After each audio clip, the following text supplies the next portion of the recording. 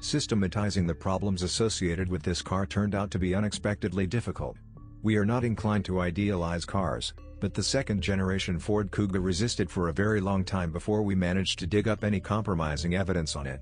Perhaps the car is still too fresh? Usually, by the age of 5, almost every car has already formed a whole loop of typical shortcomings and the most common malfunctions. For the Ford crossover, we began, as usual, rubbing our hands. And what was our surprise when internet forums in unison gave out only one typical jam on this model. And that one is not worth a damn. It turned out that a 5-year service life, which is exactly the age of the most elderly cars from our test subjects today, is not indicative of Ford's age. After reading a fair amount of reviews, you understand that the crossover has outlived the diseases of the first generation and is generally made quite well. Good looking on the outside, modern and solid on the inside. However, among its main advantages, both owners and specialists indicate excellent driving performance, as well as the reliability of the main units.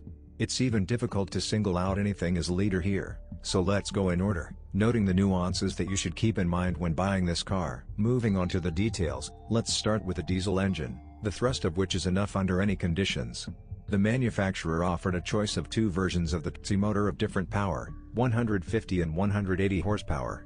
Both at this stage do not cause problems, with the exception of troubles provoked by frankly unusable fuel. As for the 1.6 EcoBoost petrol engine, 150 and 182 horsepower, it will not disappoint either. The motor boasts a torque of 240 Nm, which is quite enough for tolerable dynamics. We also cannot recommend any one of the two transmissions offered. Both 6-speed, mechanics and automatic work reliably and have not yet reached the age when you should listen and smell the process of their activities. Off-road, regardless of the type of drive, both work fine in the context of course, the limited capabilities of the crossover in this area.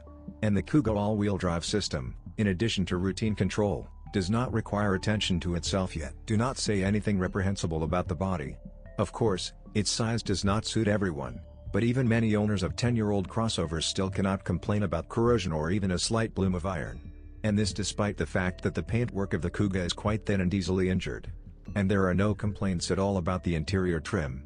Both fabric and leather behave with dignity. Questions cause only some moments of ergonomics and functionality of the equipment, but where certainly there will be no complaints, so it is in handling. There are questions about setting up the electric amplifier. Too much synthetics in the near-zero zone.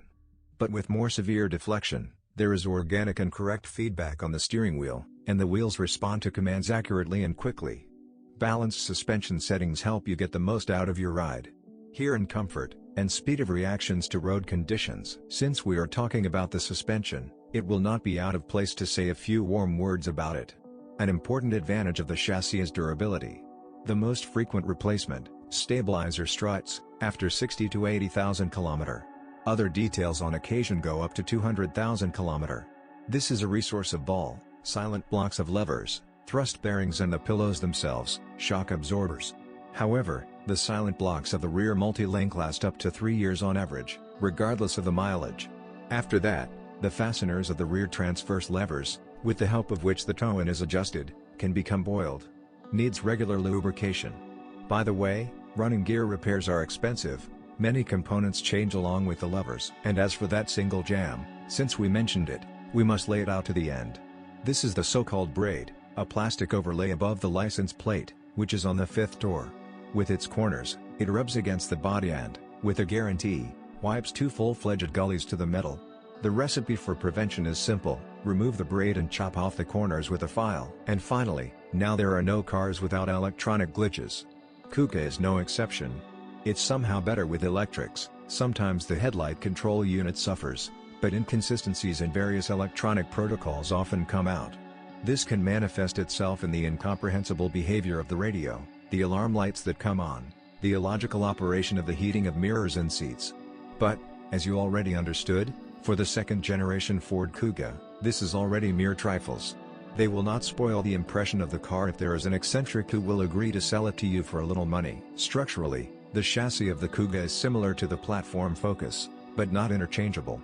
Both axles have anti-roll bars. An important advantage of the chassis is durability.